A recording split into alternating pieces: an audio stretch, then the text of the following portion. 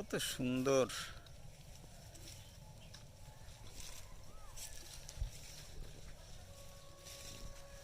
এলাহাবাদ, এটা এলাহাবাদ পেয়ারা কলম করা হয়েছে। দেখেন সব মাদার প্লান্ট, খুব ভালো জাতের পেয়ারাও আছে। দেখেন পেয়ারাগুলোর চেহারাটা দেখেন, শুধু এত সুন্দর পেয়ারা।